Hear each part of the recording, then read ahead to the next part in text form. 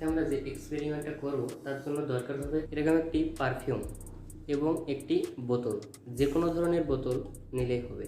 Experiment শুরু করা যাক।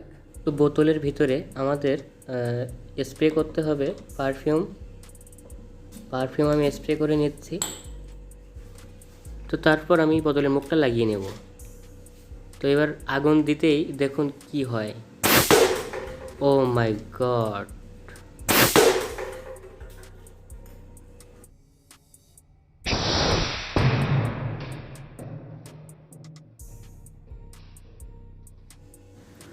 তো এবার আমরা একটু বড় বোতল নিয়ে দেখি যে বড় বোতলে আসলে কেমন হয়। দেখুন আগের থেকে আমি একটু বড় একটা বোতল নিয়ে নিয়েছি।